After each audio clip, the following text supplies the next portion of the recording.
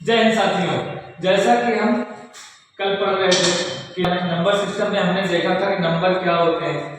वहां पे हमने देखा था कि रियल नंबर क्या होते हैं, इमेजिनरी नंबर क्या होते हैं। उसके बाद हमने देखा इंटीजर्स क्या होते हैं यानी पूर्णांक क्या होते हैं, और डेसिमल यानी दशमलव क्या होते हैं। यहाँ तक हमने चर्चा की थी, बात की थी, हमने कुछ 12वीं क्वेश्चन भी सॉल्व किए थे। आज उसी के आगे हम देखेंगे कि नेचुरल नंबर। हमने कहा था नेचुरल नंबर क्या होते हैं मेरे भाई। नेचुरल नंबर यानी प्राकृतिक संख्या। नेचुरल नंबर यानी क्या होता है, प्राकृतिक संख्या होती है। प्राकृतिक संख्या किसे कहते हैं, जिन्हें हम अपनी डेली लाइफ में यूज करते हैं। जैसे मैंने कहा कि कोई गिनती सुनाएगा तो कहता है 1 2 3 4 5 6 7 8 9 10, ठीक है। ऐसे आगे बढ़ता जाएगा। आपने 0 से शुरू किया, नहीं शुरू किया, आपने कहां से शुरू किया मेरे भाई, 1 से शुरू किया। तो मैंने कल भी आपको बताया था कि जो संख्या 1 से शुरू होकर इनफाइनाइट हो जाती है उसे हम नेचुरल नंबर कहते हैं, यानी प्राकृतिक संख्या कहते हैं। आगे चलते हैं। प्राकृतिक संख्या के दो पार्ट होते हैं। कौन कौन से होते हैं मेरे भाई, कौन कौन से होते हैं। एक प्राइम नंबर होता है, एक होता है प्राइम नंबर। प्राइम नंबर भैया मेरे इसको क्या कहते हैं, अभाज्य संख्या। अभाज्य संख्या। और दूसरा क्या होता है, दूसरा होता है कंपोजिट नंबर। कंपोजिट नंबर जिसे क्या कहते हैं, जिसे कहते हैं भाज्य संख्या। भाज्य संख्या कहते हैं। क्या कहते हैं भैया मेरे, उन्हें भाज्य संख्याएं कहते हैं। अब सबसे पहले बात करेंगे प्राइम नंबर क्या होता है। वह संख्या होती है जिसके केवल 2 गुणनखंड हो। जिसके क्या हो मेरे भाई, जिसके अभाज्य संख्या क्या होती है, वह संख्या होती है जिसके केवल 2 फैक्टर हो, 2 गुणनखंड हो। 2 फैक्टर हो, 2 गुणनखंड हो। कौन कौन से मेरे भाई, या तो वह 1 से कटे, एंड खुद से कटे, या स्वयं से कटे, डिस्टेंस से कटे, उसे ही हम कहते हैं अभाज्य संख्या। तो अगर पूछा जाए कि सबसे छोटी, नोट में लिखना मेरे भाई, सबसे छोटी अभाज्य संख्या बता दो। सबसे छोटी अभाज्य संख्या क्या होगी, सबसे छोटी अभाज्य संख्या क्या होगी। तो आप कहेंगे एक तो होगी नहीं क्योंकि उसके 2 फैक्टर नहीं होंगे। तो सबसे छोटी अभाज्य संख्या 2 होती है, यानी ये 1 से कटेगी और स्वयं 2 से कटेगी, इसके मेरे भाई 2 फैक्टर हो गए, इसलिए सबसे छोटी अभाज्य संख्या होती है वो 2 होती है। अब केवल ओनली इवन प्राइम नंबर होता है। ओनली इवन प्राइम नंबर, केवल यही एक सम संख्या, सम अभाज्य संख्या। Only even prime number, only even prime number होता है मेरे भाई, यही सम संख्या होती है, सिर्फ यही सम संख्या होती है। ठीक है भैया, हमने कहा ठीक है। आगे बताइए, आगे 1 से लेकर 50 तक, 1 से लेकर 50 तक कितनी अभाज्य संख्या है, कितनी अभाज्य संख्या है, अभाज्य संख्या। तो आप कहेंगे भैया 1 से लेकर 50 तक अभाज्य संख्या कितनी है मेरे भाई, तो आप कहेंगे 15। ठीक है, हमने कहा 51 से 100 तक अभाज्य संख्या कितनी है, कितनी अभाज्य संख्या है, आप बोलेंगे 10 संख्याएं हैं। यानी 1 से 100 तक अभाज्य संख्या कितनी, 1 से 100 तक अभाज्य संख्या कितनी है। तो आप मेरे भाई बोलेंगे कि टोटल अभाज्य संख्या 1 से 100 तक 25 अभाज्य संख्याएं हैं। ठीक है मेरे भाई, अभाज्य संख्या यानी 2 होता है, 3 होता है, 5 होता है, 7 होता है, उसके बाद 9 नहीं होता क्योंकि 9 1 से भी कटता है, 3 से भी कटता है और 9 से खुद कटता है। ठीक है, जिसके 3 फैक्टर होते हैं, ठीक है, 3 फैक्टर हो जाते हैं मेरे भाई, एक्सेट्रा। सबसे छोटी अभाज्य संख्या जो होती है 2 होती है। मेरी बात क्लियर है भैया, बात क्लियर है। आइए हम चलते हैं भाज्य संख्याओं पे बात करते हैं अपना। भाज्य संख्या क्या होती है, जिसके कम से कम 3 गुणनखंड हो। भाज्य संख्या वह संख्या होती है जिसके कम से कम 3 गुणनखंड हो, उसे भाज्य संख्या कहते हैं। जिसके कम से कम 3 गुणनखंड हो उसे क्या कहते हैं मेरे भाई, उसे भाज्य संख्या कहते हैं। ठीक है, तुमने कहा सबसे छोटी भाज्य संख्या, सबसे छोटी भाज्य संख्या, सबसे छोटी भाज्य संख्या कौन सी है, सबसे छोटी भाज्य संख्या कौन सी है।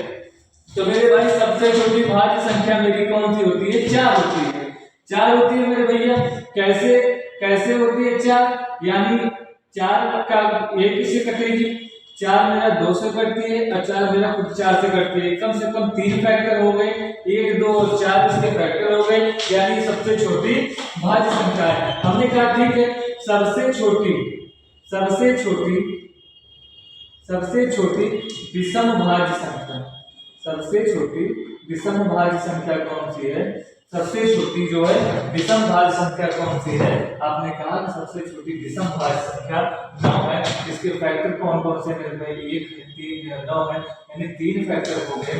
कम से कम भाज्य संख्या को कहता है कि उससे कम 3 गुणनखंड होने चाहिए, 3 फैक्टर होने चाहिए।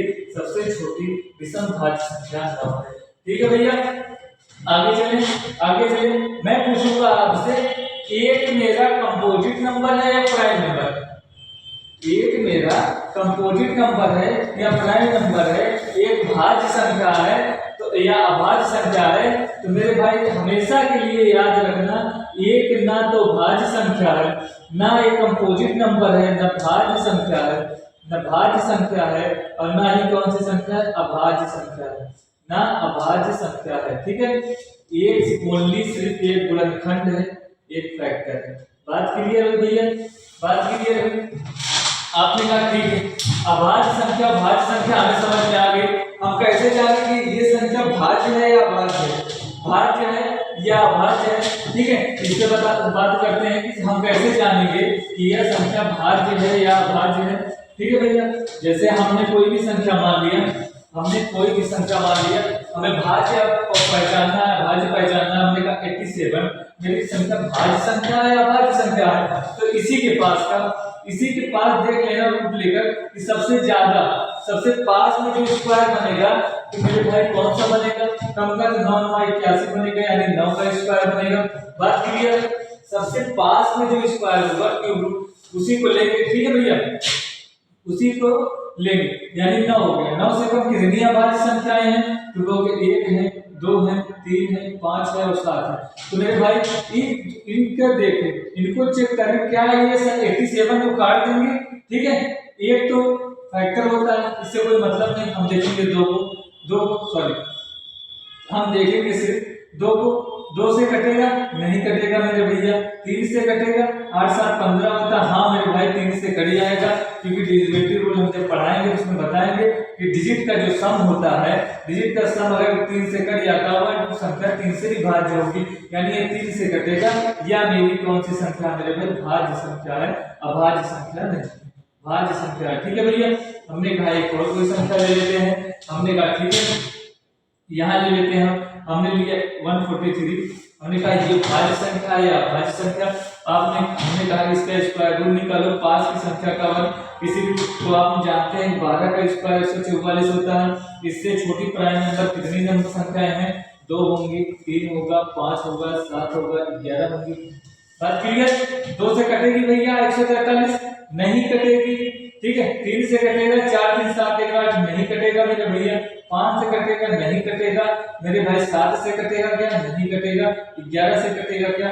हाँ 11 से कटेगा। ठीक है भैया, 11 से कटेगा, यानी 143 क्या है मेरी? ये मेरी भाज्य संख्या है, अभाज्य संख्या नहीं है। हमको उम्मीद है, जैसे मैंने कहा कि अच्छा बता देना मेरे भाई 89 भाज्य संख्या है या अभाज्य संख्या है, तो इसका स्क्वायर रूट पास में कोई संख्या ले लीजिए। 9 9 81 होता है, यानी लगभग 9 के बराबर। ठीक है, यहाँ देखेंगे कितनी अभाज्य संख्या है इसके पीछे है? 2 3 5 और 7। क्या 2 से कटेगा? 2 का रूल कहता है कि लास्ट में 2 या 0 होना चाहिए, नहीं कटेगा मेरे भैया।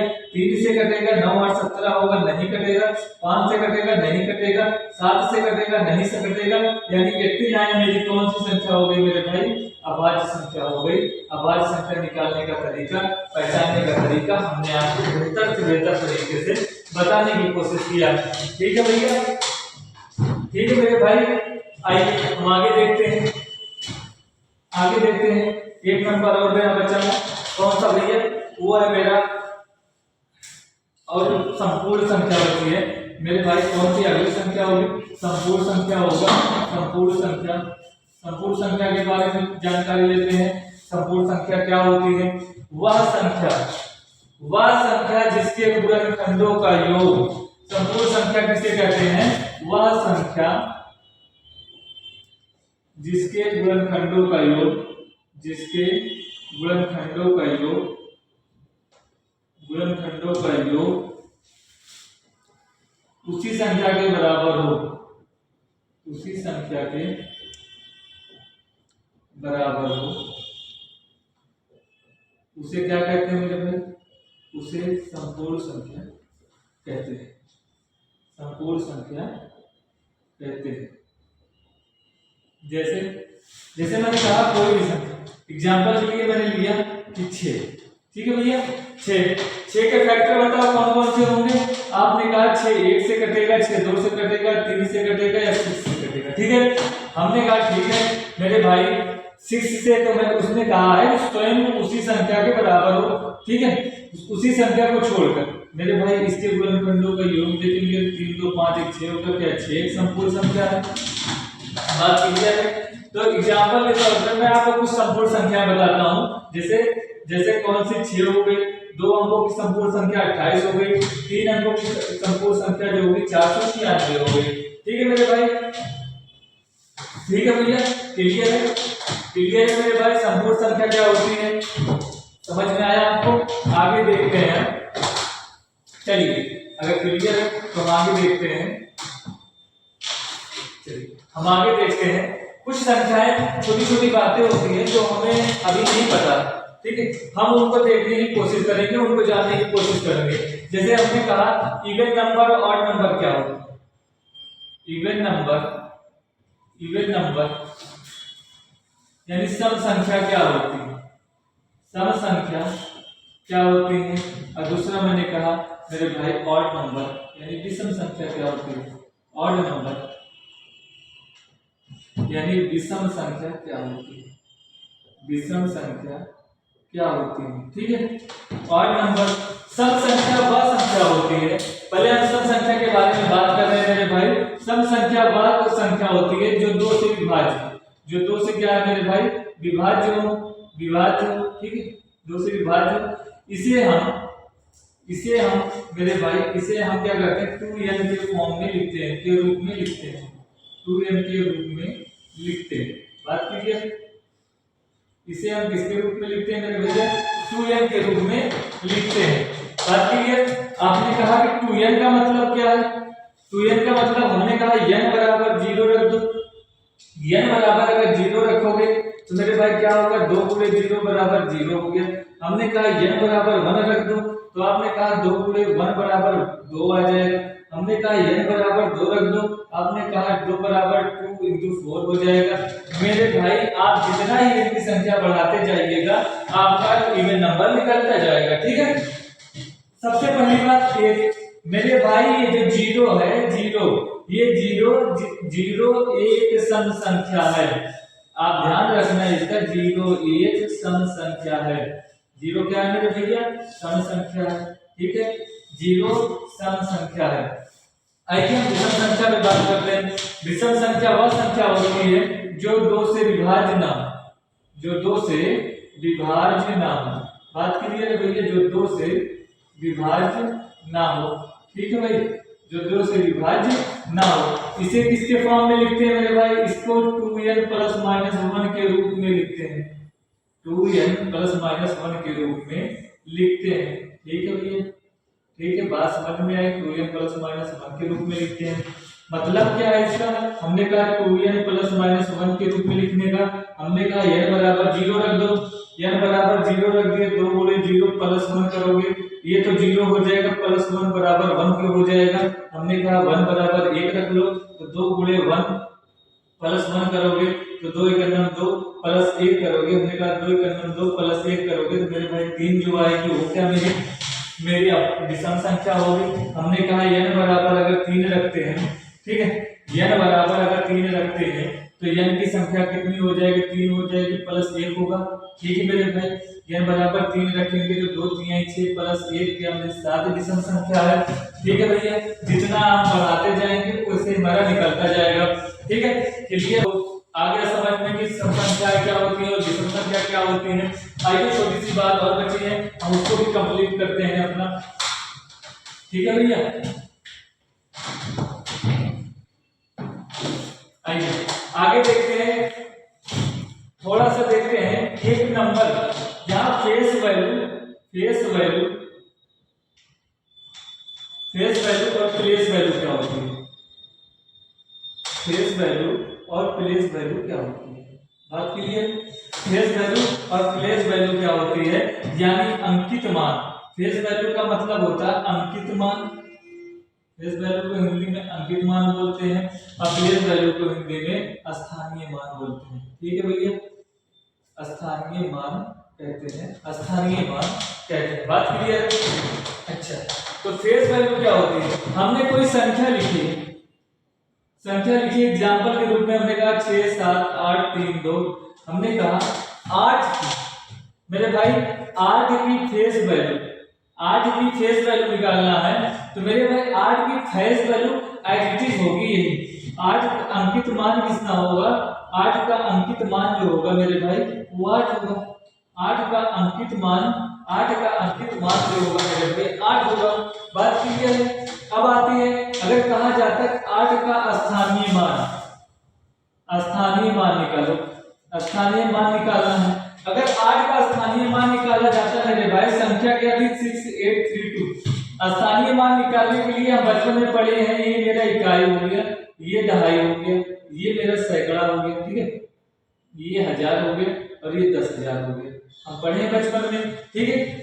मेरा 8 किस पे आता है मेरे भाई, इकाई दहाई सैकड़ा, यानी इसकी स्थान की वैल्यू क्या है 100 है, सैकड़ा है, यानी 8 का जो स्थानीय मान होगा 800 होगा, 8 का गुणा 100 में होगा, यानी स्थानीय मान 800। और फेस वैल्यू अंकित मान से वही रहता है, चाहे संख्या का कोई भी मान पूछ ले, यहाँ 6 का फेस वैल्यू 6 ही रहेगी, अंकित मान 6 ही रहेगा, 7 का अंकित मान 7 ही रहेगा, स्थानीय मान अपने स्थान के हिसाब से चेंज होता रहता है। बात क्लियर है भैया। तो हमारा जो थ्योरी का पार्ट था लगभग हमने देखा कि नंबर क्या होते हैं, नंबर में रियल नंबर क्या होते हैं, रियल नंबर में हमने देखा कि इंटीजर्स क्या होते हैं, रेशनल नंबर क्या होते हैं, इरेशनल नंबर क्या होते हैं, ठीक है।